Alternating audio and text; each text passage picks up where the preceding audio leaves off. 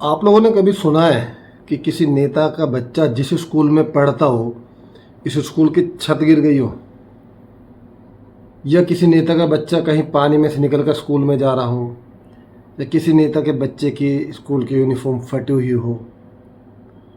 तो जब भाई नेता के बच्चों के साथ ऐसा नहीं हो रहा, तो हमारे बच्चों के साथ ऐसा क्यों होता है? इतनी बर्बरता क्यों हो रही है कि आज बच्चे स्कूल की छत गिरने से उसके नीचे दबकर मर गए? छोटे छोटे बच्चे, मतलब उस बात को सही से मैं कह भी नहीं पा रहा हूँ, लेकिन इनके यहाँ के हमारे देश के बेशरम नेता उनमें से एक नेता उसी राज्य में अपना कुछ एक दो दिन के अंदर ही उद्घाटन करवाता है, मालाएं पहनता है, ढोल बजवाता है। ये वो नेता है जिनके लिए आप लोग आपस में लड़ रहे हो, गालियां बकते हो कि मैं फलानी पार्टी का, मैं ढिकड़ी पार्टी का। अरे भाई, कोई किसी पार्टी का नहीं है, ये नेता किसी पार्टी के नहीं है। ये दिन रात इधर से उधर नाचने लगते हैं, इनको दिखता है सिर्फ पैसा पैसा। अब क्या कार्रवाई करें इन्होंने बच्चों के नाम पर, जिनके घर खत्म होने तो हो चुके, जो बच्चे इतनी बुरी बुरी मौत मरे हैं, जो बच्चे वो इस दुनिया से जा चुके, कुछ अब लड़ाई लड़ रहे हैं मौत और जिंदगी की। लेकिन कार्रवाई के नाम पर क्या हुआ? शिक्षकों को सस्पेंड किया जा रहा है। अरे सस्पेंड क्यों भाई? शिक्षक का मतलब क्या है इसमें? अगर मैं नीचे से शुरू करूँ, सबसे पहला नंबर तो प्रिंसिपल का आता है। उस प्रिंसिपल को सस्पेंड नहीं, टर्मिनेट करो, क्योंकि रिपोर्ट वो देता है स्कूल की।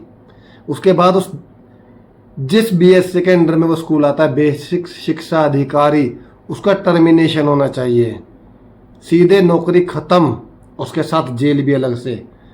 इसके बाद नंबर आना चाहिए उस कमेटी का, जो निरीक्षण कमेटी होती है स्कूलों के ऊपर, जिनका जिम्मा होता है स्कूलों की मरम्मत का काम देखना होता है, सारी चीज़ें होती हैं।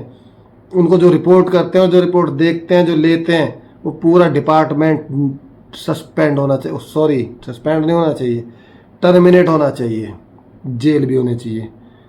और उस जिले का डीएम, वो भी जेल में जाना चाहिए और नौकरी खत्म होनी चाहिए उनकी। सस्पेंशन का नाटक क्यों दिखाते हो पब्लिक को?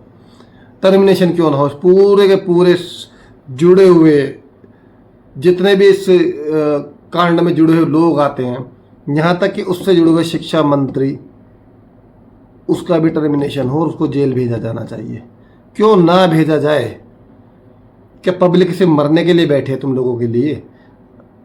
जिस स्कूल के नीचे बच्चे दबकर मरे हैं, उस राज्य के स्कूलों की हालत देख लो ना जाकर। तो ऐसे भी 50 या 100 स्कूल ऐसे और मिल जाएंगे जो अभी गिरने वाले होंगे, लेकिन देख रेख कौन करेगा? कौन बताएगा? कौन सवाल उठाएगा? हम तो भाई, मैं बीजेपी वाला हूँ, मैं कांग्रेस वाला हूँ, मैं फलानी पार्टी का हूँ, मैं ढिकड़ी पार्टी का हूँ। इसी से फुर्सत नहीं मिल रही है हम लोगों को, तो बाकी के मुद्दे कहाँ से आएंगे भाई? जिनके बच्चे दबकर मर गए। हमारे यहाँ का तो ठीक है ना, हमारे यहाँ तो काम हो रहा है, देखो धीरे धीरे तो काम होगा। इन्हीं बकवासों से घिरे रहना बस आप लोग भाई, इस बकवास से बाहर आना ही मत, क्योंकि जब तक बिल्कुल खत्म ना कर दें ये देश के नेता इस देश को, तब तक आप जागना मत।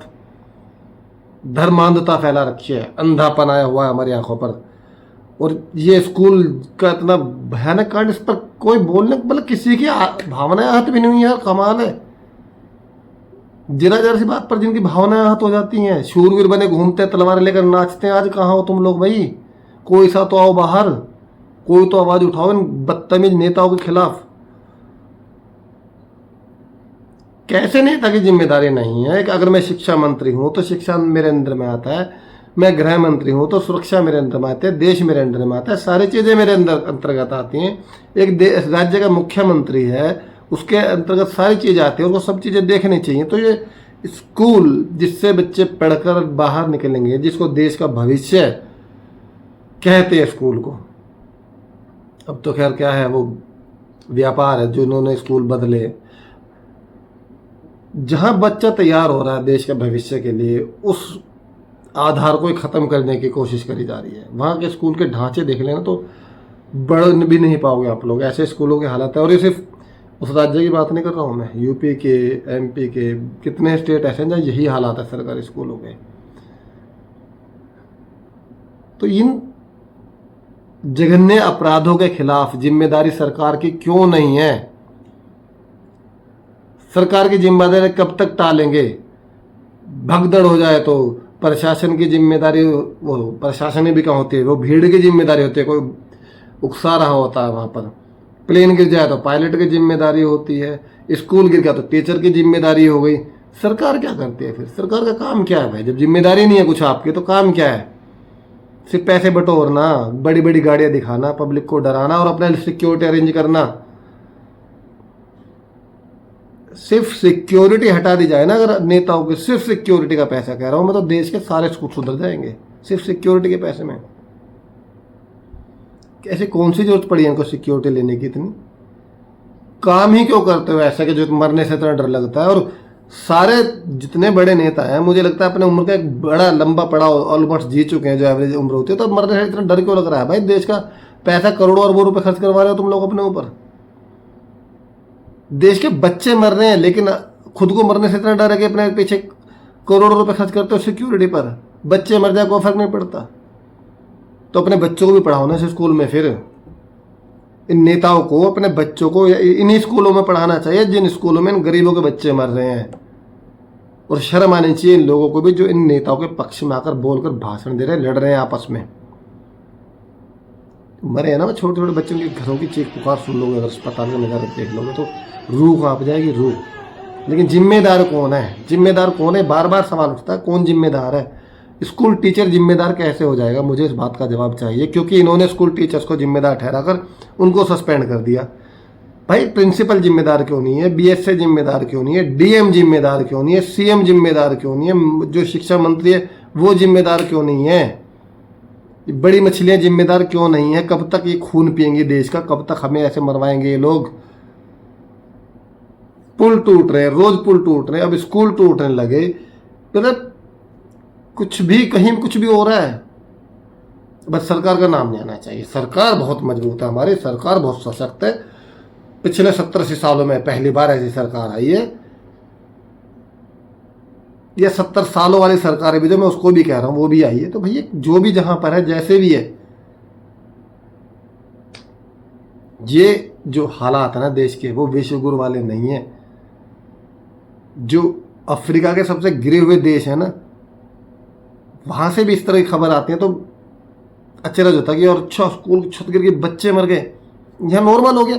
यहाँ तो खबर चला रहे हैं, न्यूज वाले बावले हो रखे हैं कि प्रधानमंत्री जी देश के, दुनिया के सबसे फेमस प्रधानमंत्री बन गए हैं, देश के सबसे फेमस प्रधानमंत्री बन गए। ये न्यूज ऐसे फैला रहे हैं जैसे कि बस कोई बहुत ही बड़ा काम हो गया, कुछ अजीब बढ़िया चीज़ है। स्कूल के बारे पर आप चेक करें, सोशल मीडिया चेक करें न्यूज़ वालों की, इनके न्यूज़ सुनिए, इनके अखबार देखिए, कितनी खबर दी इन्होंने इन बच्चों के लिए।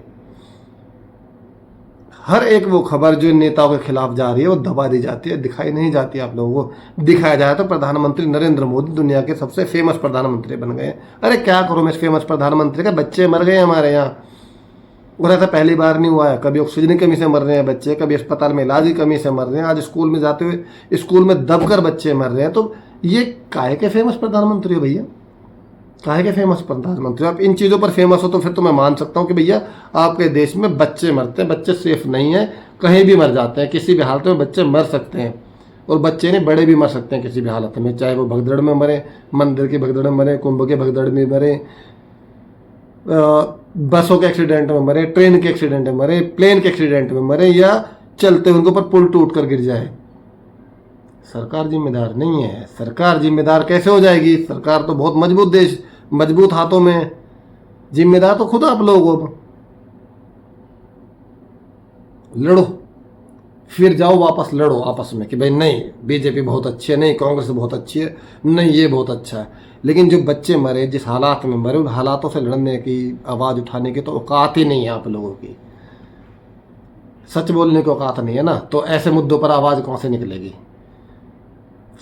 छिछोरे मुद्दों पर बकवास करा लो आपसे, किसी जात वाले को गाली दिला लो, वो दूसरी जात वाले को गाली देगा, फिर दूसरी जात वाला तलवार उठाकर नाचेगा, उधर से वो नाचेंगे, ऐसे ड्रामे करा लो। नौटंकियों में तो बहुत नंबर 1 हो, सब सुशूरवीर हो। लेकिन जब ऐसे मुद्दे आते हैं ना तो गूंगे बन जाते हो, क्योंकि दिमाग और जबान दोनों में ताकत चाहिए, जो है नहीं। दिमाग होता तो ये नेता इस्तेमाल नहीं कर पाते आप लोगों को, और जबान होती तो सबसे पहले नेताओं के खिलाफ चलते जिनके इशारे पर नाचते हो। तो दिमाग को जिंदा करो, जबान को काबू में करो, और ये देखो कि हो क्या रहा है देश में, किस देश में जी रहे हो, हालात क्या कर दिए इस देश के इन लोगों ने। इनके खिलाफ आवाज़ उठानी शुरू करो। कब तक ऐसे गूंगे बहरे बनकर झेलोगे भाई इनको? और बहुत दिन दूर नहीं है, आज हम राजस्थान में देख रहे हैं, यूपी में कुछ ऐसे हालात देखते हैं, आपके घर पर भी आनी है भाई ये नौबत। सब आएंगे जद में, सब, कोई बाहर नहीं रहने वाला। रहेंगे तो सिर्फ इनके बच्चे जिनको इन्होंने बड़े बड़े पदों पर सेट कर दिया है। कोई काहे का चेयरमैन है, कोई काहे का चेयरमैन है, कोई किसी का अध्यक्ष है, कोई विदेश में पढ़ रहा है, कोई कुछ फैक्ट्री चला रहा है, कोई कुछ कर रहा है। उन्हें बताओ ना वो क्या कर रहे हैं, वो कौन से धार्मिक उन्मादों में शामिल हो रहे हैं, वो कौन से ऐसे स्कूल में पढ़ रहे हैं, और ऐसी कौन सी फैक्ट्रियाँ चल रही हैं नेताओं की, कौन सी मील चल रही हैं जो उनके बच्चे एकदम से इतने अमीर हो जाते हैं, या ये इतने अमीर हो जाते हैं। मैं उस बात पर नहीं जाना चाह रहा हूँ, लेकिन मेरा मकसद आज सिर्फ ये कहने का है कि जो स्कूल जिसमें हादसा हुआ उससे संबंधित सारे बड़े अधिकारी, बड़े नेता, सब के सब खत्म होनी चाहिए, उनकी नौकरियां, उनकी सेवाएं सब, और वो जेल में जाने चाहिए इंस्टेंटली, बिना किसी केस के। केस काहे का इसमें? सुप्रीम कोर्ट का संज्ञान लेना चाहिए और तुरंत कार्रवाई करते हुए उनको गिरफ्तार करके जेल में डालना चाहिए। उसके बाद में बात सुननी चाहिए इन लोगों की, चाहे वो यहाँ का डीएम हो, सीएम हो, शिक्षा मंत्री हो, प्रिंसिपल हो, और यहाँ का चाहे बेसिक शिक्षा अधिकारी हो। ऐसे लोगों को उठाकर पकड़ो ना भाई, ताकि रियलिटी पता लगे कमी कहाँ थी, क्यों रिपेयर नहीं हो रहे हैं स्कूल, क्यों शिक्षा को इतना बदहाल करा जा रहा है। कोई तो जबान खोलेगा जब जिंदगी मौत का सवाल आएगा तो उनकी। भयानक स्थिति है देश की, बहुत भयानक, और आपको संभलने की जरूरत है। दोबारा कह रहा हूँ, दिमाग को दुरुस्त करिए, अक्ल को जिंदा करिए, और जबान को काबू में करिए, उसके हिसाब से एक्शन लीजिए। जो आपकी जबान, जो आपके हाथ पैर के नचनिया के संतरी कपड़े पहनने पर एक्टिव हो जाते हैं, वो आज इतने सारे बच्चों के मरने पर अपाहिज हो गए। शर्म आनी चाहिए भाई, शर्म करो और कुछ आवाज़ उठाओ उन बच्चों के लिए, ताकि बेशर्म नेताओं को शर्म आ सके। थोड़ी बहुत आवाज़ उठाओ।